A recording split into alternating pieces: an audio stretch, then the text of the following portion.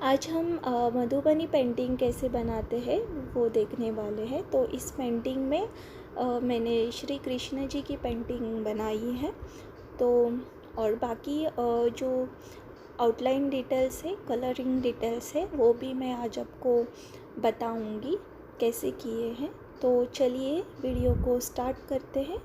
और अगर आपने मेरे चैनल को सब्सक्राइब नहीं किया है तो ज़रूर करना और मुझे मेरे वीडियो को सपोर्ट करना, और ताकि आपको आगे भी नोटिफिकेशंस मिले इस तरह के वीडियो के। तो सबसे पहले हम ड्राइंग बना लेते हैं, आउटलाइन। तो सबसे पहले मैंने एक बेसिक ड्राइंग बना लिया है पेंसिल से। 4H पेंसिल है और बहुत ही लाइट शेड होता है इस पेंसिल का। तो जब आप उसको रब करेंगे तो इसके डार्क मार्क्स नहीं रहेंगे। तो अगर जब भी आप पेंटिंग करें तो इसी शेड का यूज़ करें, 4H 6H। और अब हम मार्कर से मैं ये आउटलाइन बना रही हूँ। तो यहाँ पे मैंने मार्कर पेन का यूज़ किया है। तो यहाँ पे कोई भी नीब पेन या ब्रश का भी यूज़ किया जा सकता है आउटलाइन के लिए।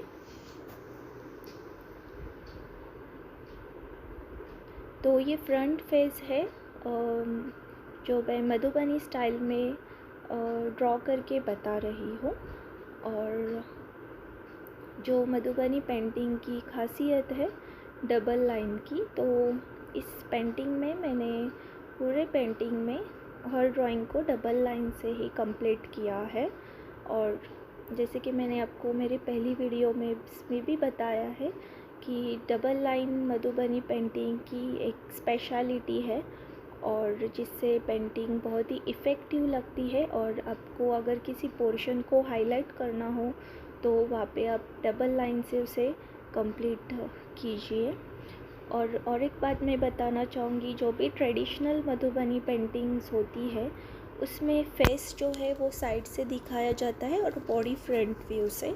लेकिन ये जो पेंटिंग्स मैं बना रही हूँ ये मॉडर्न स्टाइल से और कोई कहीं कुछ ट्रेडिशनल स्टाइल्स में है।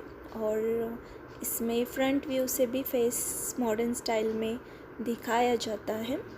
बस कुछ टेक्निक्स है मधुबनी पेंटिंग की, वो ध्यान में रख के पेंटिंग को कंप्लीट करना है। जैसे कि आउटलाइन बनानी है और ये सिंगल लाइन है, आप इसमें लाइंस में शेडिंग नहीं कर सकते हैं। ये कंटिन्यूअस लाइंस फॉर्म में इसकी आउटलाइन बनाई जाती है। और डबल लाइन इसकी खासियत है जैसे मैंने बताया।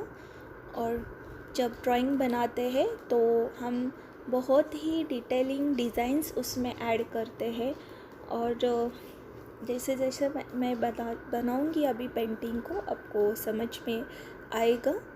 तो अगर आप फर्स्ट टाइम मेरा ये वीडियो देख रहे हैं तो आपको बताना चाहूँगी कि मधुबनी पेंटिंग की खासियत यही है कि इसमें बहुत ही डिटेल में डिज़ाइनिंग की जाती है और इफ़ेक्टिव अट्रैक्टिव कलर्स ऐड किए जाते हैं, जिससे कि पेंटिंग बहुत ही खूबसूरत दिखती है। और जैसे जैसे हम अभी इस वीडियो में आगे बढ़ेंगे और कलर डिटेलिंग के बारे में देखेंगे तो आपको ये पता चलेगा।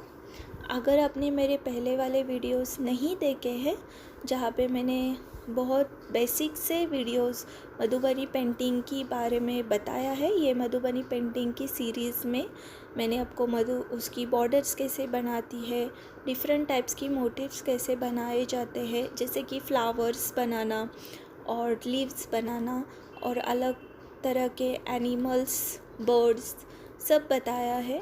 तो आपने अगर वो नहीं देखा है और ये सीखना चाहते हैं तो आप वो ज़रूर देख लेना। आपको वीडियो कैसे लगा वो मुझे कमेंट करके भी ज़रूर बताना। और मैं आशा करूँगी कि आपको उस वीडियोस का हेल्प होगा अगर आप पेंटिंग बनाना सीखना चाहते हैं। अगर आपको पेंटिंग नहीं आती है, आप बहुत ही बिगनर है, तो भी आप ये पेंटिंग बना सकते हैं। ये बहुत ही इंटरेस्टिंग पेंटिंग है और जिसमें आपको कोई 3D इफ़ेक्ट नहीं देना है, कोई शेड्स ऐड नहीं करने हैं, बस आउटलाइन बनानी है। आपको आपके थीम के हिसाब से एक डिज़ाइन बनाना है। जैसे कि मैंने आप यहाँ पे कृष्ण जी की एक बहुत ही खूबसूरत सी एक डिज़ाइन बनाई है, उनको दर्शाया है, मैंने ट्राई किया है। तो वही मैं बताना चाहूँगी कि ये आउटलाइन बनाने के बाद आप जितने कलर्स उसमें ऐड करेंगे वो पेंटिंग उतनी ही खूबसूरत दिखती है। तो अब कृष्ण जी बन के रेडी हो गए हैं।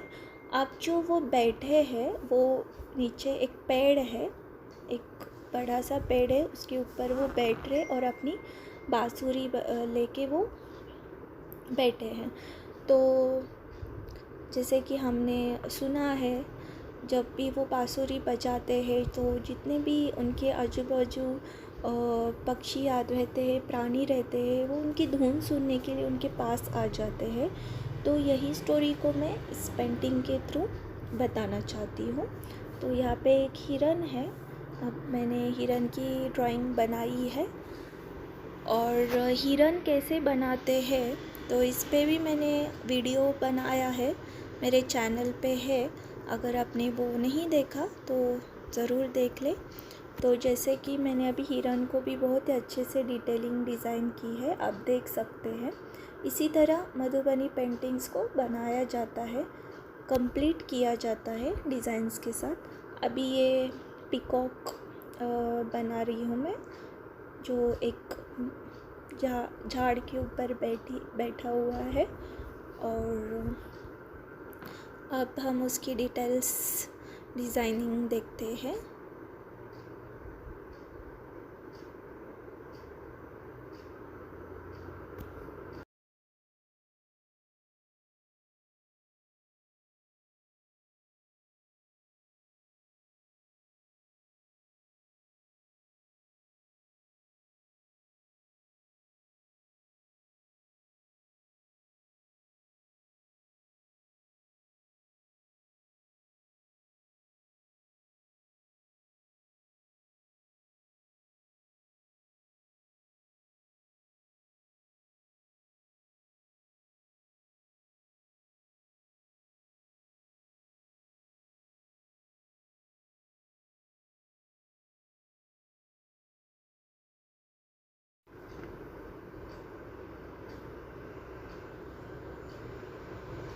तो इस तरह से पीकॉक बनाए जाते हैं मधुबनी पेंटिंग में, मोर बनाए जाते हैं। तो ये है गौ माता है जो नीचे बैठी हुई है। तो इस तरह से मैंने डिज़ाइन बनाई है, आउटलाइन बनाया है। अब उसमें हम डिटेलिंग डिज़ाइन ऐड करते हैं इस तरह से। तो इस पेंटिंग के थ्रू आपको अलग अलग बर्ड्स और एनिमल्स कैसे ड्रॉ करते हैं वो भी पता चलेगा, और उसमें कैसे डिज़ाइंस भरी जाती है। जितना आप उसको डिज़ाइन भरोगे, जितना डिज़ाइन में डबल लाइंस का यूज़ करोगे, डिटेलिंग ऐड करोगे, उतना ही वो इफ़ेक्टिव दिखने लगता है।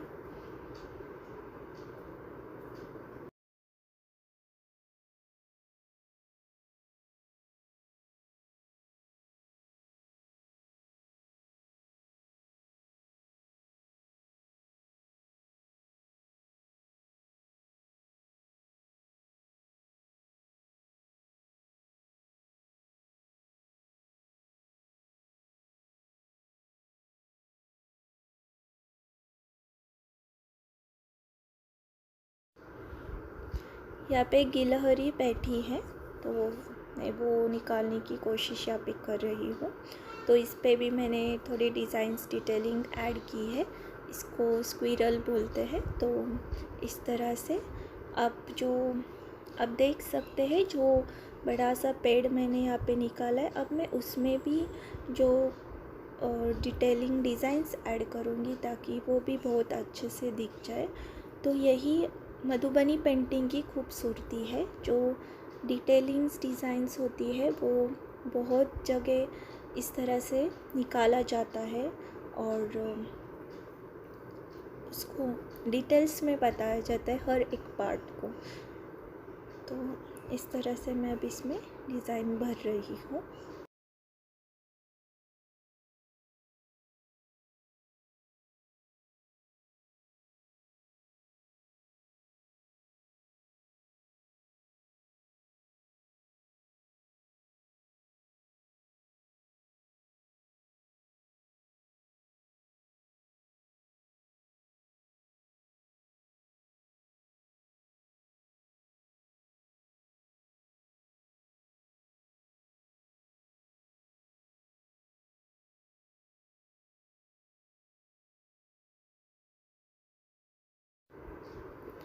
तो यहाँ पे अब हम कुछ फ्लावर्स और लीव्स देखते हैं। अलग अलग फ्लावर मोटिव्स कैसे बनाए जाते हैं उस पर भी मैंने वीडियो बनाया है डिटेल में, जहाँ पे मैंने बहुत सारे फ्लावर्स की वैरायटीज़ बना के दिखाए हैं। आपको उससे बहुत हेल्प होगी, तो आप वो ज़रूर देख लेना।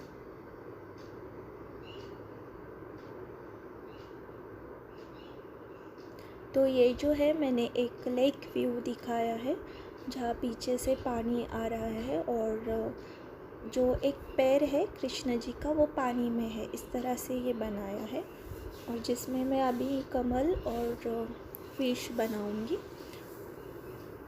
तो ये एक 2D ड्राइंग होता है, आप देख सकते हैं। इसमें कोई भी 3D इफ़ेक्ट नहीं दिया है, शेडिंग नहीं की है, सिंगल स्केच सिंगल आउटलाइन से ही पूरी ड्राइंग बनाई है।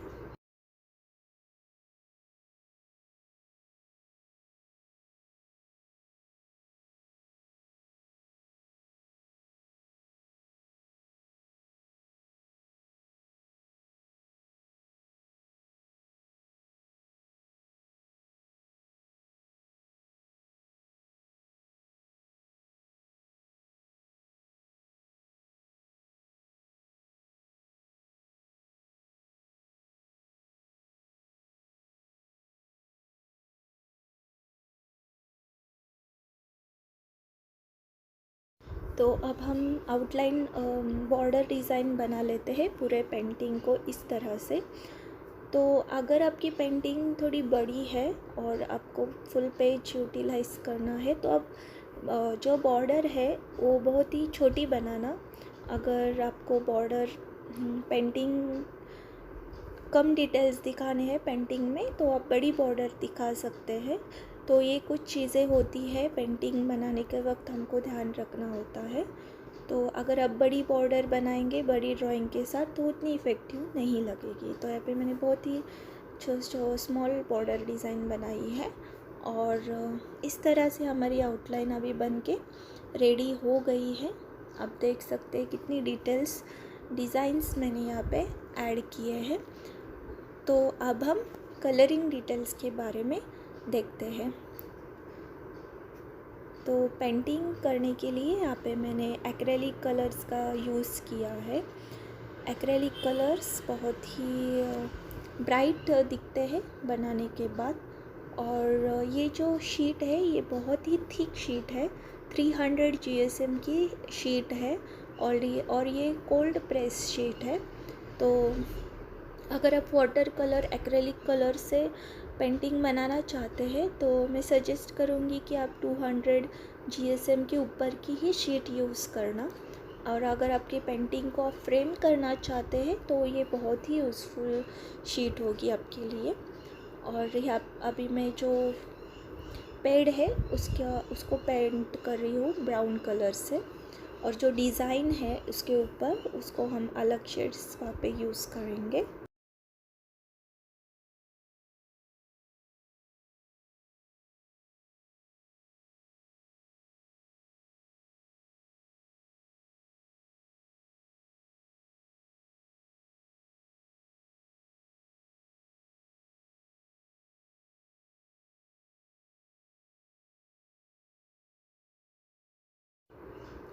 अब हम कृष्ण जी की पेंटिंग डिटेल्स के बारे में देखते हैं। और मैं बताना चाहूँगी कि जितने भी आप कलर्स यूज़ करें वो ब्राइट कलर्स ही यूज़ करना। और मोस्टली जो हाईलाइट पोर्शन होते हैं वहाँ पे तो ब्राइट कलर्स ही यूज़ कीजिए। तो चलिए अब हम पेंटिंग डिटेल्स के बारे में देखते हैं और कलरिंग कर बना लेते हैं।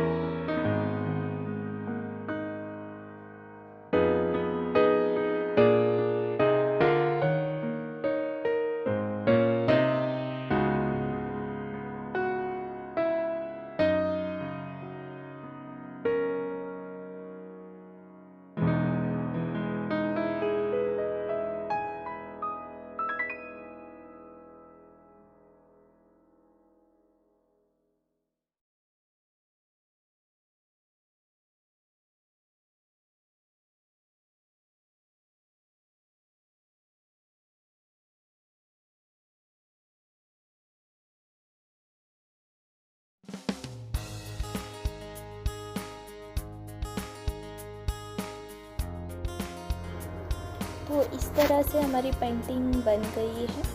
और आपको ये वीडियो कैसी लगी मुझे कमेंट करके ज़रूर बताना। मेरे वीडियो को लाइक एंड शेयर ज़रूर करना। And thanks for watching.